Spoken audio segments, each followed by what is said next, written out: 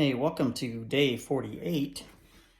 We are in Leviticus, chapters 4 through 6, and so far moving right along. So if you have any questions, you can always put the comment in, and at some point in time I'll see those, and we can go from there.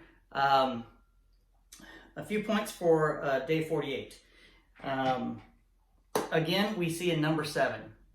So hopefully your lists that you're making, the 7s are getting pretty long. I have like 14 references to the 7s.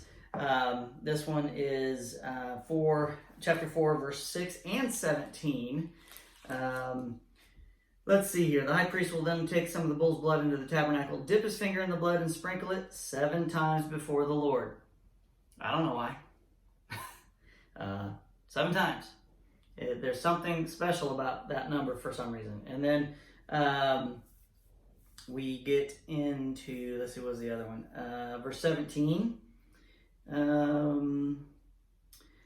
The high priest will then take some of the bull's blood into the tabernacle, dip his finger in the blood, and sprinkle it 7 times before the Lord in front of the inner curtain. So different offerings and different guilt, sin offerings, whatever it is that's going on.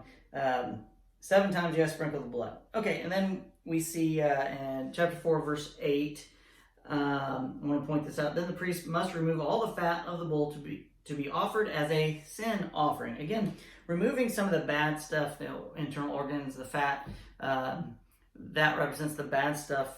So we're taking it out, and that's for the sin offering. I also... let's see, a few days ago we did a whole bunch of the offerings, burnt grain, sin, peace offering. In this reading today, you have 2 more offerings.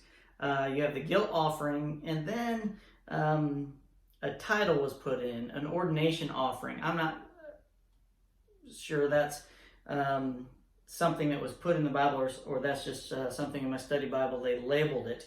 I didn't see it in the reading, but it's titled Ordination Offering. So I'm putting that on the side at the moment. So before I actually call it an ordination offering. Being guilty and you're not knowing it, you're still guilty. That was one thing that came from this. And we can't get away from sin, even if it's on accident and we don't even know it. You're still guilty.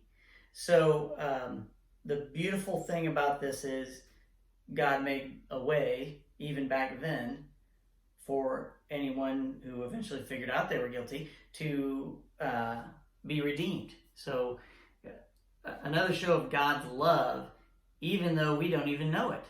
Think about your children. They do something, they don't know necessarily when it's right or wrong sometimes. When they're real little, and you gotta tell them, no, don't do that. That's not a good thing. And you're just trying to save them. They're still guilty, but your love for them, you're trying to save them. That's the same love that God has for us. Withholding the truth. This was another great thing. If you are called to chapter 5, verse 1, if you are called to testify about something you have seen or that you know about, it is sinful to refuse to testify, and you will be punished for your sin. Okay, here's the thing. If you're called to testify, you're not to refuse to do that. The pursuit of truth and the help to help someone pursue the truth, that's pretty much a duty of ours. We got to make sure truth is put out there. A lot of times we like to sit on our hands saying, I don't want to get involved. If you are called to get involved and you have the truth, then you are sinning if you don't get involved. Confession, chapter 5, verse 5. When you become aware of your guilt in any of these ways, you must confess your sin. Okay, acknowledging your sin. If you read the whole thing, you need to acknowledge it. Don't bury it and say, well, okay, I'm guilty, I guess. You need to confess it. Say, yes, I did it. I was wrong. I'm sorry. Please forgive me, whatever it is, whatever the scenario. You need to ask for forgiveness. Confess that you've done something wrong. That's part of being healthy emotionally. Saying that, getting it off your chest is helpful. I mean, God's trying to get us to help us as much as possible. The next thing, the last thing here, additional 20%, Leviticus 5:16. Hopefully you caught on to this, because there are a couple different places, 5:16 and 6:5. You must make restitution for the sacred property you have harmed. You're harming property here. This is sacred property at this point. By paying for the loss, you got to pay for the loss, plus an additional 20%. Okay? And then the priest purifies you and makes restitution. But you got to give the extra 20%. Here's the whole thing about, before I get to the second one here, is the offerings were meant to be something not painful, but something that's of high value. Your ox, or your, the lamb, or if you're poor, you got to find 2 birds. It has to be something that is taking something from you. It's painful to give it up. It's you've sinned, so you got to make some restitution for that. And in this case, you got to do that plus the 20%. And then chapter 6, verse 5. Let's see here. Or anything obtained. Let's back up. You must give back whatever you stole. If you sinned, chapter 6, verse 4. If you have sinned in any of these ways, you are guilty. You must give back whatever you stole, or the money you took by extortion, or the security deposit, or the lost property you found, or anything obtained by swearing falsely. You must make restitution by paying the full price, plus an additional 20% to the person you've harmed.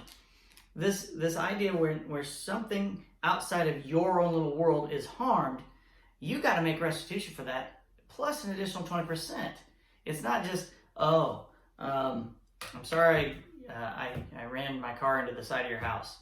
I'll pay to have it fixed. Well, not only should you have it paid to get it fixed, but if it's caused not being able to get out of the garage, or whatever time period it takes to take care of it, give an extra amount for the pain and suffering, whatever is happening to the person that you harmed or the property you harmed.